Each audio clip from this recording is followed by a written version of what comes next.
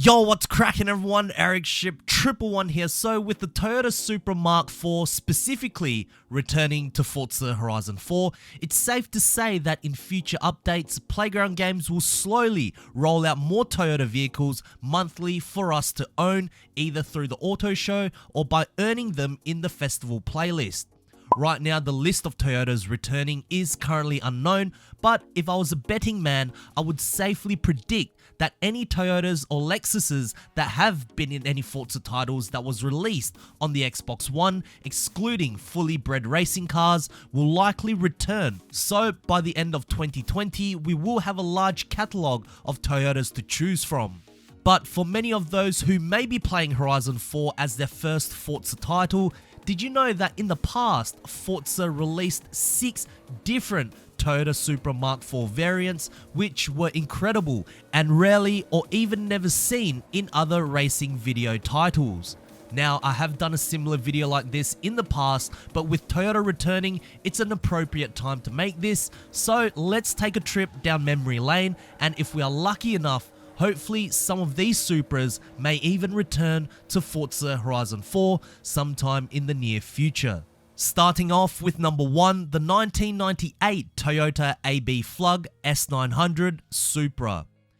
Alright, we're starting way back in the Forza franchise with this aftermarket Supra.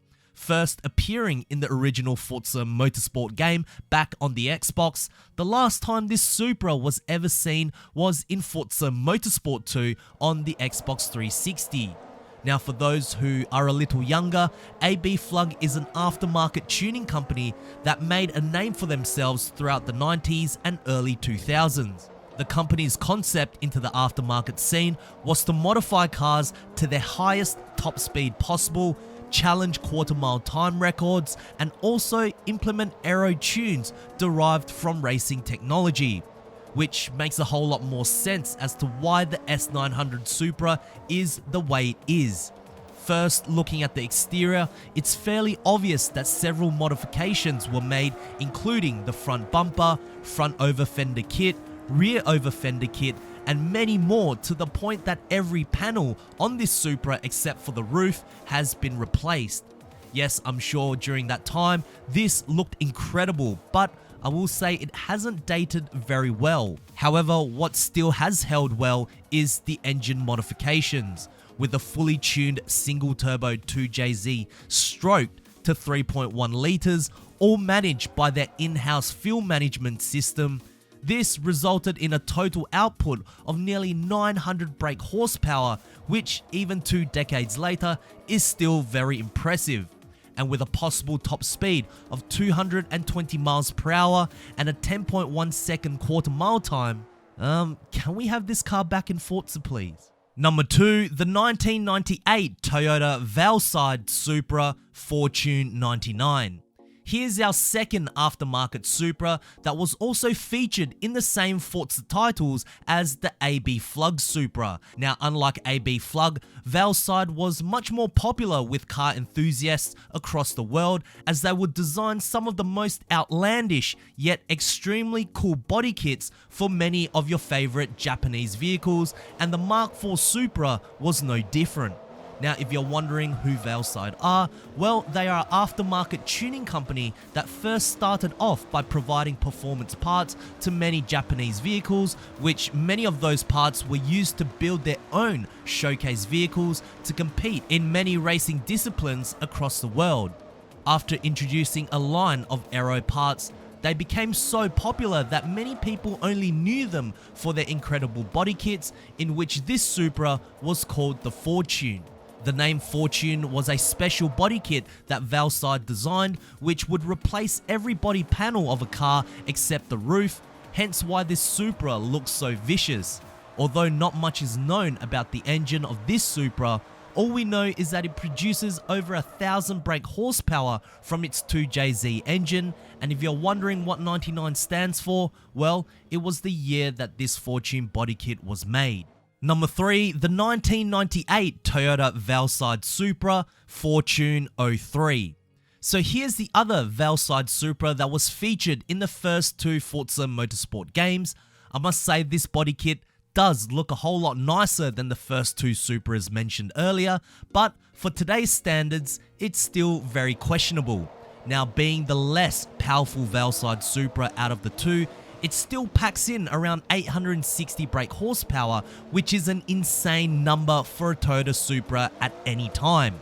Yes, I know that we can modify the Supra in Horizon 4 to over 1600 brake horsepower that will absolutely romp these aftermarket Supras, but the point here is the uniqueness of these aftermarket cars that can't be replicated through the normal Supra in-game, and if there is a possibility to bring these cars up to current gen console spec, it would be amazing to experience the interior, the exterior, and the essence of what the early 2000s felt like through the best Forza games we have today. Number 4, the 2002 Toyota Top Secret 0-300 Supra. By far one of the coolest Supras to ever grace its tires in a Forza game, first appearing in Forza Motorsport 2 and then disappearing after Forza Motorsport 4. Just look at this thing. Half of its headlight has been removed to allow more air into the engine bay. Top Secret is a tuning and parts manufacturer from Japan that was known for their battles in circuit racing, drifting, and also drag racing, but perhaps was all overshadowed by being infamously known for their contributions towards the underground illegal one-gun high-speed runs. This Supra that was featured in Forza wasn't even Top Secret's most brutal Supra they ever produced, but it's certainly very unique. Now, as the name suggests, 0-300 means that this Supra can reach 300 kilometers per hour, which is around 186 miles per hour. Certainly very impressive if you factor in the large rear wing. Now, the biggest rival to the Mark IV Supra was of course the Nissan Skyline GTRs, where both engines, the RB26 built by Nissan and the 2JZ built by Toyota, were very similar in layout. There were inline 6-cylinder engines, twin turbos, except Toyota's 2J was slightly larger in displacement.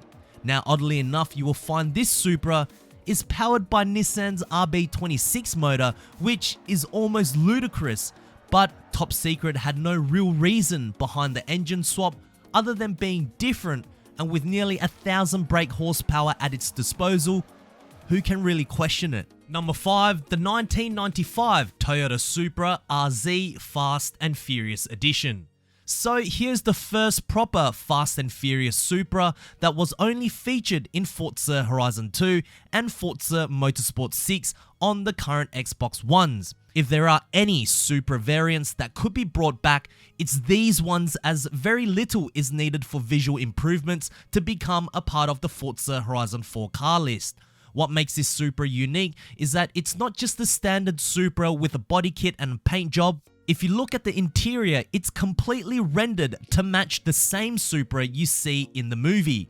The biggest difference is that this Supra is left-hand drive, and it comes equipped with many aftermarket components inside, like Momo pedals, Sparko steering wheel with buttons to engage NOS, an orange half cage, and even a special tachometer because the standard one doesn't have enough revs to match the engine.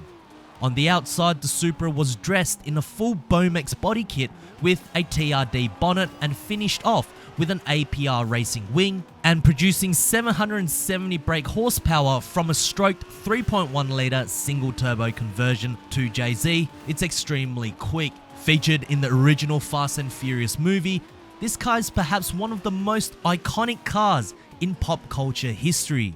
And number 6, the 1998 Toyota Supra Fast and Furious Edition. The final proper Supra variant this time is Paul Walker's personal Supra that was briefly featured in Furious 7 as a send-off to the Brian O'Connor character in the Fast and Furious franchise. The car itself was featured in Forza Horizon 2, and also the Fast and the Furious presents Forza Horizon 2, where it was a spin-off version which actually had NOS as a feature.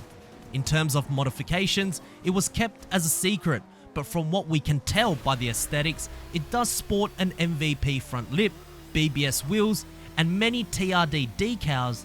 It's almost as if it was a sleeper. Apart from this Supra also being left-hand drive, The biggest difference inside is the TRD cluster, where it shows more revs than the stock standard Supra. Before you leave, there is one honourable mention, that is the 1998 Toyota Supra RZ Horizon Edition from Forza Horizon 3. You can see this was taken inspiration from the original Fast and Furious Supra, but it's a car that can pretty much be replicated in Forza Horizon 4, which is why I left it out on the main list. Anyways, I hope you guys did enjoy this video. If you guys did, please make sure to smash the thumbs up button. That would really help me out. Which Supra Mark IVs would you like to see return to Forza Horizon 4? Write it down in the comment section below. I do read your comments, guys. And also, if you guys would like to see more Forza Horizon 4 content right here on this channel, make sure to click the subscribe button with notifications turned on. And I hope to see you guys in the next video. Peace.